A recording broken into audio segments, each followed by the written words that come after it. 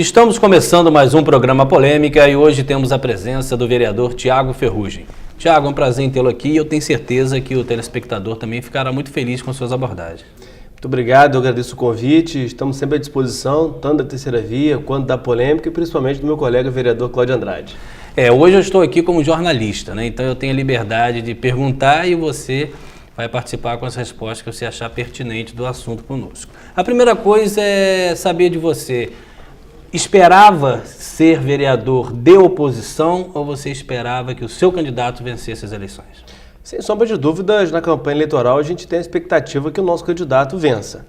A gente fez uma campanha que procurou levar à população de Campos todas as propostas do nosso candidato, nós ajudamos o doutor Chicão, então trabalhamos para que o Chicão fosse eleito prefeito e com isso estivesse na base governista ajudando o prefeito Chicão, né, a governar.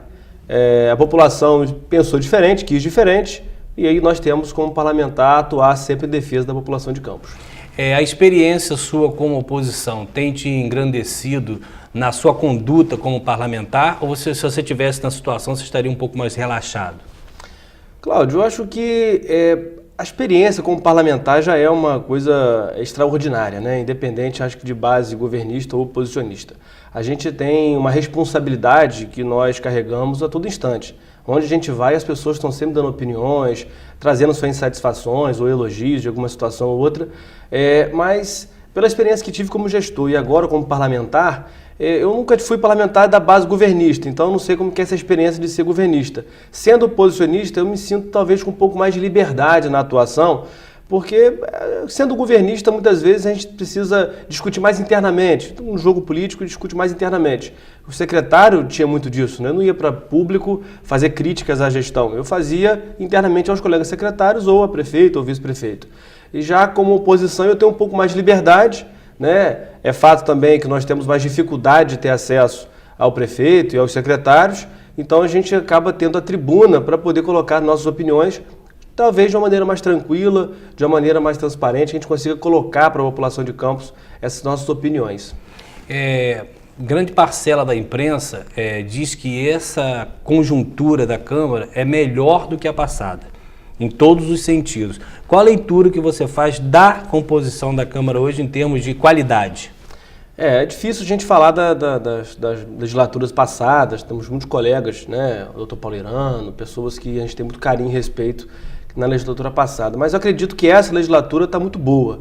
Tem pessoas ali, figuras que têm debates técnicos, algumas exceções ali que nós temos na casa ali, que o público já sabe, que acompanha pelo menos a TV Câmara, mas eu acredito que nós temos muitos parlamentares ali com um grau de instrução interessante, que promove um debate bacana, tanto que a gente consegue dentro dos debates técnicos, a gente se ater a questões técnicas, discutir questões pontuais, a gente revisa muitos projetos do prefeito, isso porque tem uma qualidade muito interessante. Eu acredito que ao longo dos anos a Câmara vem sim evoluindo e a população de Campos tem entendido que é importante eleger parlamentares que tenham condição de exercer o mandato, não apenas por sua popularidade no seio da sociedade. Tiago, você foi eleito, vai dizer pra gente com quantos votos e vai dizer pra gente um momento feliz e um momento ruim da sua eleição. A eleição é sempre muito difícil, né? Eu fiquei muito feliz com a nossa vitória, foi 3.959 votos, foi o quarto mais votado da cidade, foi minha terceira eleição, minha primeira eleição eu fiz 254 votos, eu tinha 18 anos, isso foi em 2004, em 2012 vim candidato de novo, fiz 2.299 votos e essa agora, a terceira eleição com 3.959. A gente se sente muito feliz, muito honrado por estar como parlamentar, o momento de dar... A vitória foi muito interessante, a nossa posse foi um momento muito bonito. Meu pai já tinha sido vereador em 92, então era reescrevendo a história da família. E triste com a derrota do Dr. Chicão, porque nós tínhamos um projeto para a cidade, a gente pensou alguns projetos para a cidade e que agora nós temos certa dificuldade por conta da eleição na época, oposição Rafael Diniz, e acaba tendo um outro programa de governo diferente daquilo que nós projetamos. Se nós tirarmos a pessoa do Rafael e colocarmos a pessoa do Chicão dentro de toda a crise que o município vive, estaria melhor? Eu acredito que sim. Eu acredito que algumas questões, por exemplo, a gente vê detalhadamente o governo do prefeito Rafael Diniz, ele tem umas características bem diferentes daquelas do Dr. Chicão. Os cortes que foram feitos, por exemplo, como transferência de renda, passagem social, restaurante popular, a questão do corte na Vital, desempregando mais de 500 pessoas na Vital, são cortes que, na nossa opinião, retira dinheiro de circulação da cidade. Então foram cortes que, na nossa concepção, não foi adequado, porque isso diminuiu a circulação de renda, a transferência de renda, empobreceu o município de Campos. E qual seria a solução com o Chicão? Manter todos os projetos e aí as economias serão feitas em que ótica? Bom, a responsabilidade da gestão cabe ao prefeito, mas entenderíamos que a gente poderia fazer cortes mais pontuais, como corte de aluguéis, revisar alguns contratos que precisavam ser revistos, mas não que desse um resultado em desempregar a cidade, desempregar pessoas do município. Existem situações do município de Campos, eu dava uma série de exemplos, nós temos terceirizações que são praticadas e que, ao invés de terceirizações de empresas, que a prefeitura poderia fazer diretamente essa atividade. Com isso, iria economizar bastante para a administração pública. Então, são alguns ajustes que eu entenderia que poderia ser feito de maneira equivocada, que está sendo feito de maneira equivocada e que poderia ser feito de maneira diferente. Vamos falar um pouquinho da questão do cheque cidadão, porque há um conceito, não sei se você concorda, que o cheque cidadão não deve ser uma coisa definitiva. É uma coisa provisória para aquelas pessoas que realmente precisam, e há uma necessidade da migração dela para o mercado de trabalho. E eu entrevistei aqui a Sana, que é a secretária de Desenvolvimento Humano, e aí são observações dela, das pessoas que estiveram até o final do ano mantidas pelo cheque cidadão, quase que nenhuma delas alçaram uma qualidade de vida melhor. Qual a concepção que você faz do cheque cidadão e dessa informação da pouca migração para o mercado de trabalho? Ou seja, em tese, uma escravização dentro do cheque, pouca liberdade para se construir, para se conseguir uma carteira de trabalho?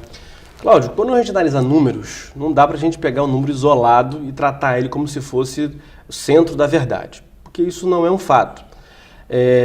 A gente vive um momento econômico de desemprego.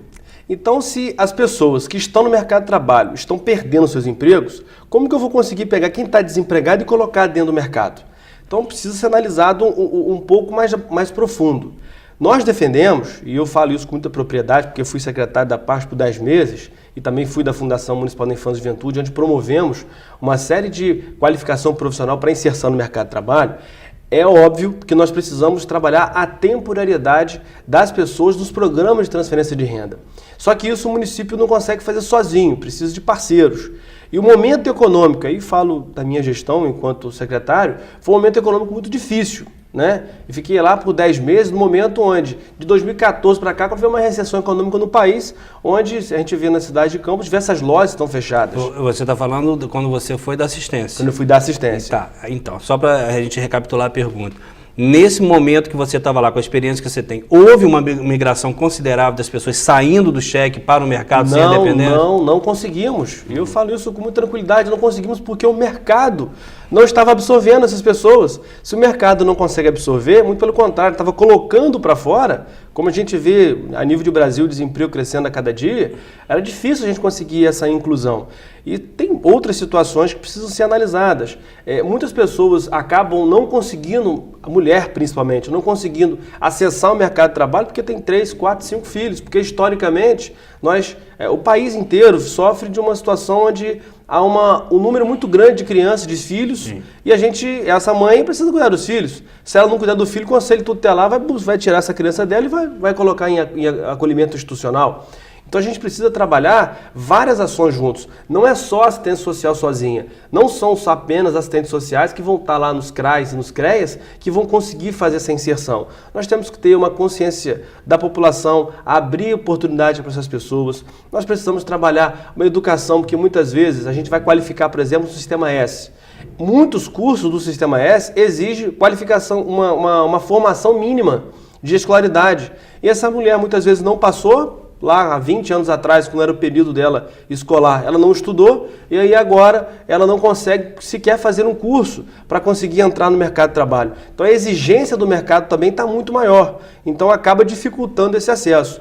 Eu entendo que a gente precisa reconfigurar os programas sociais a nível de Brasil. Campos não está fora desse contexto, e aí eu faço minha culpa nessa questão, porque fui secretário 10 meses, apesar das dificuldades, acho que é importante a gente avançar. Eu sempre digo que ninguém pega o carro pronto, você vai aprimorando e cada governo vai melhorando. A ideia, pelo menos que se espera, que a população espera, é essa. Então a gente deveria fazer uma articulação melhor entre educação, qualificação profissional, assistência social e também as entidades, clubes de serviço, CDL, enfim, Firjan, para que a gente consiga encaminhar efetivamente essas pessoas no mercado de trabalho. Agora, nós temos uma parcela da população que dificilmente vai conseguir ter acesso a esse mercado de trabalho por conta de uma situação de problemas de saúde. Nós temos mulheres que passaram por situações na sua infância, passaram situações na sua gestação e que é difícil entrar numa sala de aula para aprender. Tem essa dificuldade por conta de todas as questões sociais que vem sofrendo ao longo da história. Então a gente precisa ter um pouco mais de jeito e conhecer melhor a problemática para que a gente consiga de fato entender o que está em jogo, por que de tudo isso, por que tanta miséria no nosso país. Vamos falar um pouquinho de educação, e aí também gostaria de saber a sua opinião com relação a isso. Nós tivemos um IDEB aí por muitos anos, um nível muito baixo. E também tivemos um incentivo governamental, pelo menos até o ano passado, das aprovações automáticas. Na sua opinião, como advogado, qual a leitura que você faz? Por que ficamos com o IDEB? A última avaliação próxima a gente não tem ainda para avaliar. Mas por que estamos no IDEB ainda tão baixo? E o que você acha da aprovação automática para aumentar esses índices escolares? Bom, aí são duas questões. Primeira, a questão do IDEB. É necessário dizer, e aí eu preciso trazer isso aqui à discussão, o IDEB, quando a prefeita Rosinha Garotinho assumiu, estava lá embaixo, nós éramos os últimos. E o processo de educação é um processo histórico. Não adianta que a gente não vai numa varinha mágica melhorar toda uma estrutura, toda uma condição de educação que é histórica. Não, mas eu sei, mas 8 anos foi só para penúltimo, né? Continuou? Não, nós pulamos nós estamos agora no meio da classificação do Estado. Era o último, passou para penúltimo, depois pulamos para o meio da classificação. Essa última informação era não quadra, mas pode confirmar, nós estamos no meio ali, eu não sei exatamente qual é a classificação, mas pulamos um número significativo de municípios, hoje estamos no meio. Acreditamos que no próximo IDEB, ainda resultado da gestão anterior, cresçamos ainda um pouco mais. E esperamos que esse projeto continue.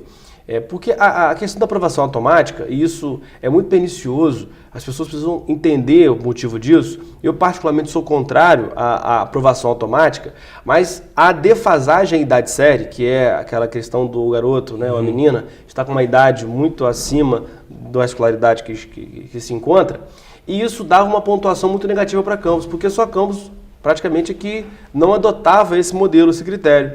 E como a gente tinha um número muito grande de defasagem de idade série, isso atrapalhava no resultado do IDEB, porque na prova o município de Campos sempre foi muito bem. Sim. Só que nas outros fatores que calculam o número do IDEB, a defasagem de idade série puxava muito para baixo a pontuação do município de Campos. Então, muito provavelmente, houve esse ajuste para que acontecesse a aprovação automática igual diversos outros municípios do estado, para que essa pontuação, já que a sociedade cobra muito a pontuação final e não observa o meio, não observa o contexto que se dá aquela pontuação. Então acredito que teve isso. Mas em conversas com a professora Joilza, ela dizia que mesmo com a aprovação automática, a gente teria um grupo de estudos para poder dar suporte a esse menino que teve aprovação automática, para que ele consiga, nesse período, estar estudando tanto na série dele que ele está inserida, mas também para que ele consiga ter o aproveitamento da série anterior, que porventura ele pode ter alguma dificuldade. Então o aluno em si não teve prejuízo na escolha que Campos fez, e notícias que tive da professora Joilza, que nós procuramos saber, porque a aprovação automática me assusta muito, porque parece que nós estamos colocando o menino numa série que ele não está compatível. Só que quando a gente abre um pouco melhor o processo, se identifica, vê que ele consegue acompanhar aquela turma e está tendo um reforço para poder acompanhar de fato aquilo que ele não conseguiu aprender no ano anterior. Mas no caso, então, ele passa para outra turma e leva uma revisão da turma que ele não passou? Isso, uma revisão da matéria que ele teve dificuldade. São alguns professores, tem o Mais Brasil, tem alguns programas do governo federal também que ajudam o município a financiar essas revisões. E também tem uma outra situação. Por que acontece muito abandono de sala de aula? Porque o menino ele começa na sala de aula e ele está todo mundo na idadezinha dele. Quando ele começa a perder, pode ser um problema em casa, violência doméstica, enfim, qualquer tipo de situação, ele acaba não conseguindo alcançar a passar de ano, por uma questão muitas vezes externa, não é nem por conta de sala de aula, externa. E aí os amiguinhos deles avançam e ele fica para trás. Ele começa a se sentir baixa estima. Então há um desestímulo ele continuar na sala de aula. Então também a aprovação automática tem o objetivo de mantê-lo na série dele, com os amiguinhos dele, com as pessoas da idade dele. Mesmo entendendo nada. Mas aí o que acontece? Não são todos os casos que tem aprovação automática, só aqueles que é possível passar.